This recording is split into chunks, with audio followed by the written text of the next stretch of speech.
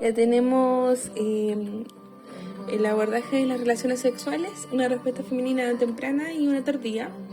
La primera respuesta es que el clítoris va a aumentar de 2 a 3 veces, la vagina va a empezar a lubricarse a los 10-20 segundos, el útero se va a empezar a desplazar hacia arriba y se separa de la vagina, el cervix asciende separándose de la vagina y los labios mayores se extienden lateral y longitudinalmente.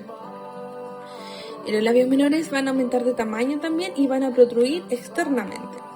El clítoris se retrae debajo del prepucio, el útero está totalmente elevado, ya no a la pelvis verdadera, sino a la falsa. Hay glándulas de Bartolino que secretan 1 a 3 gotitas. Los labios menores se congestionan más todavía, la vagina se distiende, el clítoris retraído bajo el prepucio y hay una plataforma orgásmica. Tenemos la respuesta masculina, es donde está el pene erecto, hay un líquido preeyaculatorio, el escroto va a cambiar de textura, el testículo se eleva, el pene se vuelve erecto, más erecto todavía, tiene un líquido eyaculatorio ya, no es preeyaculatorio, hay contracciones involuntarias y una contracción de la musculatura en general. Tenemos que hay órganos eréctiles, que sería como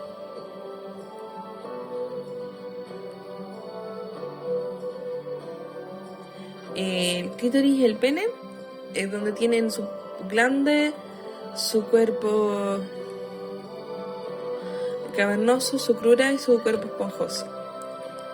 Tenemos la respuesta sexual humana, tiene personas con pene y personas con vulva, tenemos una respuesta parecida, pero es totalmente distinta en la etapa de la excitación y el orgasmo, ya que la excitación en las personas con pene es corta y no tarda mucho en llegar a la meseta, en cambio en la mujer es mucho más larga, si la podemos ver.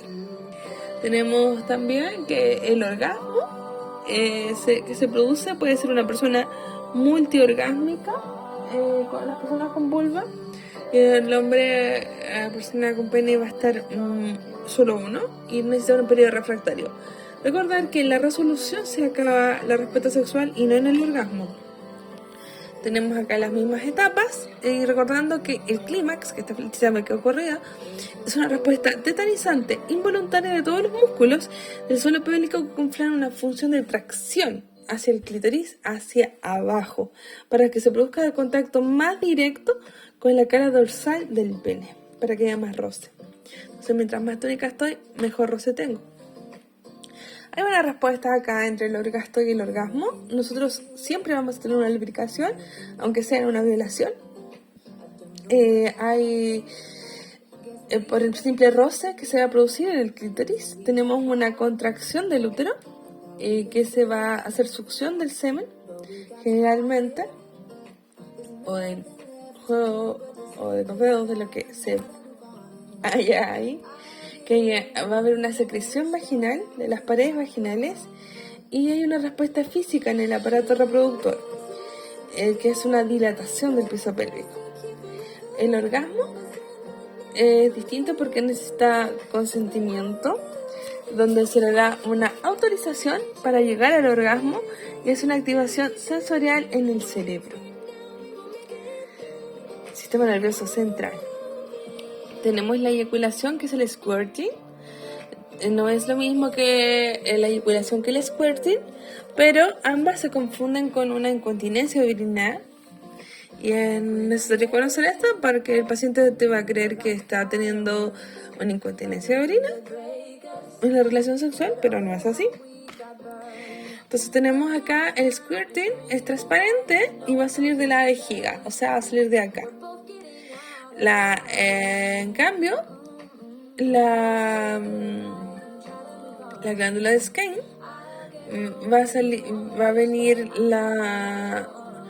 viene a salir la eyaculación femenina. Entonces squirting, acá, eyaculación femenina, Skene. Glándulas de Bartolino son las que lubrican. Tenemos acá la diferencia entre eyaculación femenina, vemos que es distinto. Y también podemos ver que ¿en qué consiste la eyaculación femenina? Es muy similar al semen y escurre por gotas. Se produce al estimular el punto G y las glándulas de Skene la secretan. Y puede combinarse con el squirting. El squirt sale de la uretra, es un líquido que sale de la vejiga, sale con fuerza, puede llegar a llenar una taza y sale desde la uretra. Tenemos los trastornos del deseo. Las disfunciones sexuales se pueden producir por trastornos del deseo. Recordemos que hay líbido y no líbido, que son otra cosa. Hay un trastorno del deseo sexual que, a ver, está el líbido, está la lujuria, está el deseo. El líbido es algo sin ninguna otra persona, es que yo me pueda excitar al ver a otra persona. El deseo sexual es mi ganas de aproximarme a esa otra persona. Y la lujuria es un libido aumentado, digámoslo así, pero sin apego emocional. El deseo es más complejo porque implica un apego psicoemocional y puede traspasar a una disfunción sexual, como que esta persona no me apetece o no me apetece nadie, está hipoactiva o inhibida, o hay una aversión sexual hacia todas las personas o hacia la persona del mismo género, del otro género, o hacia una persona.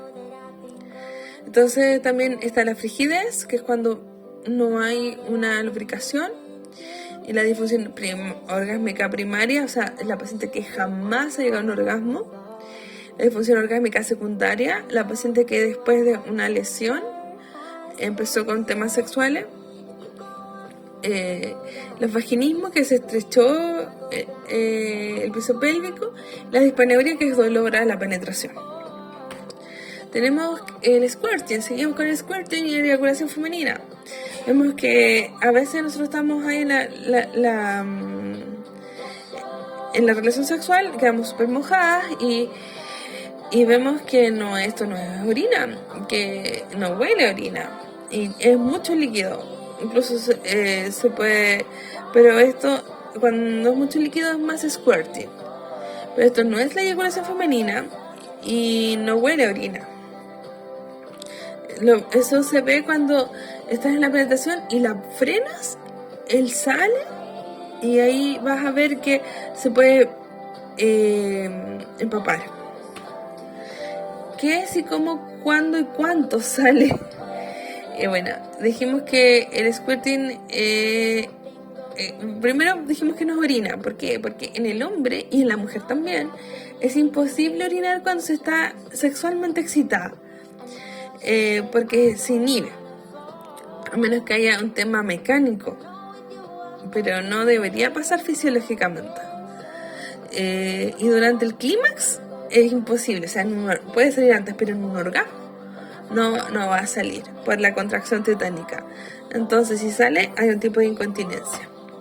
Entonces se describe como en el 81 y como una activación al punto G, que es la esponja parauretral. Se sale de la válvula de Skene, eyaculación femenina, y se ve que es muy parecido al líquido prostático, y la conclusión es que esto no es orina.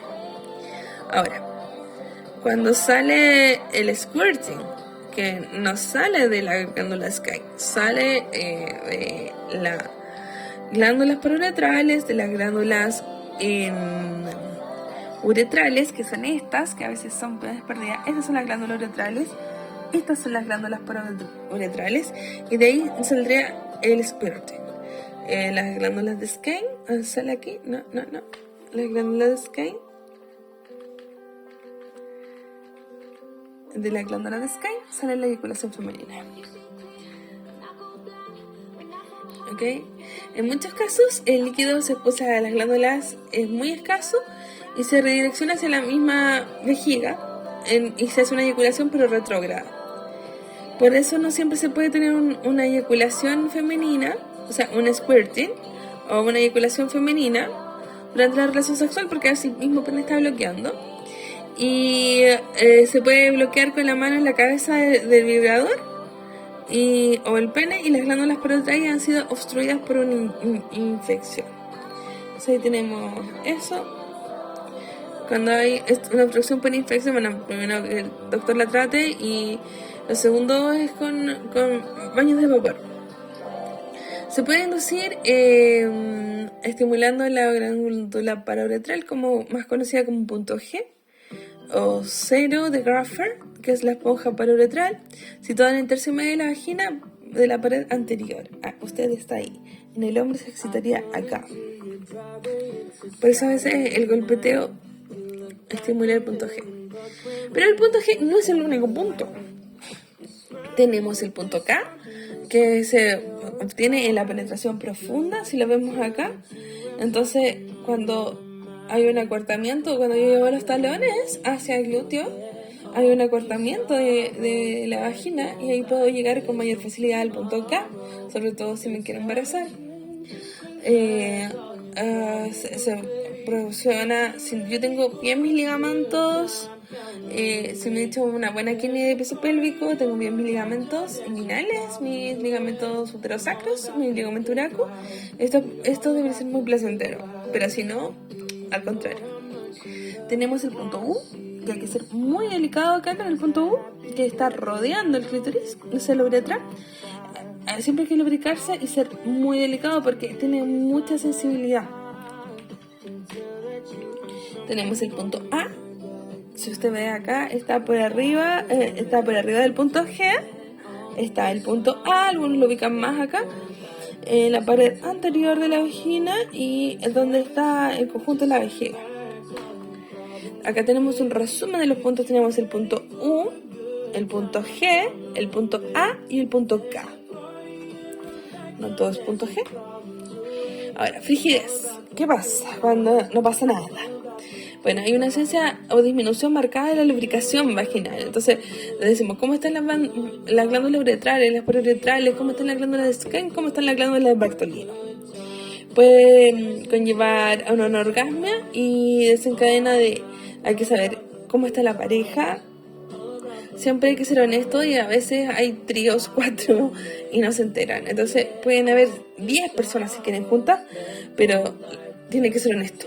Porque cuando no son honestos, entonces su cuerpo lo siente. O cuando uno se quiere embarazar, o él la quiere embarazar y ella no, o al revés. Entonces esas mentiras no se pueden mantener en la relación sexual porque desde lo físico nosotros decimos la verdad. Entonces esa ambivalencia la lee la mente y él empieza a reaccionar mucho antes de que los pacientes se den cuenta que a veces que tienen problemas psicoemocionales o de pareja. A veces son bastante graves. Hay que también ver que no sea algo físico como algo endocrino o una lesión sexual o patologías neurológicas. ¿Por qué? Porque no se está lubricando. Entonces, a veces no es frigidez, sino que es un tema de que no hay educación sexual. Entonces se espera 2 minutos y le dan y se agrietan a esas vaginas, no conocen un buen orgasmo, siempre es con niveles súper bajos de sangre y en el fondo eso nunca fue frigidez, es brutez. Tenemos acá los síntomas comunes de dispaneuria, que es dolor a la penetración, que es distinto a la frigidez. Los síntomas comunes es un dolor, ardor durante la penetración vaginal, la penetración, incluyendo incluso los tampones o cuando se le hace la revisión ginecológica. Hay dilución, escasez de vello púbico de la zona y dolor punzante. Recordemos que cuando haya dolor nos va a llevar a atrofia de la zona. Y sobre todo esto viene después del coito. Esos serían los síntomas. Los signos serían contracción del clítoris cuando no debería contraerse, un crecimiento bacteriano púbico o fúngico, que decimos porque esta paciente tiene hongo. Una y otra vez. El hongo puede decir no, ella no, pero el hongo dice no. Cambia el pH vaginal. Eso me pasa mucho a mí con las pacientes donde hay infidelidades, donde ellas no se han enterado. Es súper heavy porque uno los ve y dice, ¡ay no, esto va mal! O cuando la paciente quiere irse de esa relación pero no lo dice, entonces por eso aquí uno tiene que hacer los primeros auxilios psicológicos y derivar siempre a psicóloga. Hay una apariencia antinatural del epitelio y muestra células epiteliales vaginales superficiales. A veces son historias antiguas, historias de abuso y violación no descubiertas porque están en el trauma y la memoria traumática sale como puede. Tenemos los factores de riesgo, que sería una enfermedad de transmisión sexual sin tratamiento, ciertas condiciones médicas, menopausia, sexo sin protección, sequedad vaginal y malos hábitos de higiene porque puede tapar las glándulas de Bartolino. Tenemos el tratamiento va a ser fisioterápico, de fisioterapia y psicológico. Entonces tenemos que suprimir primero la ansiedad, porque cuando yo voy a algo y me ha ido bien, lo que quiero intentar una y otra vez. Pero si yo voy a algo, aunque me sepa que me puede dar placer, y me ha ido mal, entonces mal ahí, no voy a enganchar. Ver las glándulas de Bartolino, que son las que estaban abajito, y ver si no están inflamadas, si no hay una bartolinitis. Realiza la respiración abdominal para relajar transverso piso pélvico. No relaciones mudas, a veces hay hombres muy inseguros, entonces tiene que ser a la manera de él, y mujeres muy inseguras también, que tienen que ser a la manera de ella, pero en el fondo es exprésese, que si tiene sexo, que se note que está teniendo sexo. Hay estímulos eróticos, que haya una correcta vasocongestión, una lubricación. Acá tiene que estar bien calentito para empezar. El masaje californiano, que es llevar la sangre a las zonas no eróticas para llevarlo finalmente a las zonas eróticas. Ejercicios flexibilizantes de la capa muscular. Puede ser masaje vaginal interno. Puedo ir aquí para iniciar el cocto, hacer un masaje.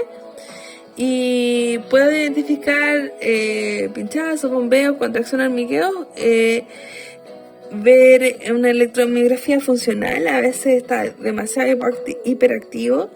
Y bueno, acá por una dosis que le pondría con los electrodos. Tenemos que una disfunción orgásmica primaria. Es que esta paciente nunca ha sentido orgasmo o el paciente nunca ha sentido un orgasmo. Tenemos que ver un pasado culposo o un trasfondo religioso. Tenemos que ver lo psicológico, lo ginecológico y lo fisioterápico. Y en la fisioterapia vamos a ver reactivar la sensibilidad, el control de las estructuras que intervienen en las relaciones, la liberación y propiocepción pélvica. El paciente tiene que sentir. Acá en la relación sexual y en el parto no trabajamos tanto la esterocepción, sino que es la propiocepción. Ahora, que estos músculos puedan rozar ese clítoris con el pene, entonces necesitamos que estén tónicos a veces, o que el pene se erecte, y a veces hay problemas con los pelvitrocanterios y con los músculos de base, que no son los músculos que van a erectar, pero sí los que van a amortiguar. Entonces, como no tiene buena amortiguación del piso pélvico, el paciente no erecta bien, ni clítoris ni pene. La respiración, como dije, que no sea muda, que sea jadeante al principio para que se relaje el piso pélvico. Que ese jadeo que se puso al principio del diafragma orofaringeo, del diafragma torácico, es para llevar sangre a la pelvis. Masajes psicosensoriales, masajes perineales, ir perdiendo la vergüenza, los miedos, primero el autoconocimiento, después como me incluyo con el otro, y el biofeedback. Cuando es un paciente muy como con aversión hacia el autoestimulación, entonces dale tareas que no se te ocurra decirle la palabra masturbación, esa palabra no existe. Entonces vamos a decir, mira, ¿sabes qué? Te vas a estimular y estos van a ser los pasos, y a rajatabla, síguelo y veamos cómo están tenemos que ver cómo están las glándulas, cómo está la fisiología. Bueno, ya que está el biofeedback de presión, de electroestimulación, porque a veces está muy rígido, a veces está muy hipotónico, a veces está muy hipertónico, entonces ahí con el biofeedback puedo ver esto propioceptivo, lo paso a lo esteroceptivo y puedo ver cómo contraer, porque a veces ni siquiera se sabe cómo contraer.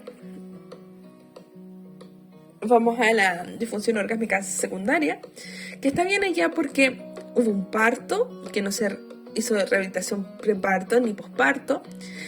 Hay cirugías pélvicas que han provocado una serie de problemas tanto en la musculatura como en la fascia con los movimientos, medicamentos antidepresivos que van a ser hipotensores, y ya sea para el clítoris o para el pene, y que van a bajar el líbido. Es una patología y neurológica, siempre de primera o segunda motoneurona, evaluar que eso no esté pasando. La disfunción orgásmica secundaria, el tratamiento es triple, es psicológico, ginecológico y fisioterapia. Pastelero sus pasteles. Entonces vamos a explicar cómo contraer este suelo pélvico en excitación, vamos a cómo mantenernos en meseta para mejorar la lubricación, la desencadenar, mejora el orgasmo, y qué posturas nos van a desencadenar, qué posturas no nos van a desencadenar el orgasmo, saben las cuáles son las mías, cuáles son las de mi pareja y cómo podemos llevar la fiesta en paz, cuál vamos a privilegiar, y una elastificación muscular global, o sea, eso tiene que estar flexible, es como cuando uno va a correr, sale, se elonga, mantiene bien las articulaciones y de ahí se tira a correr.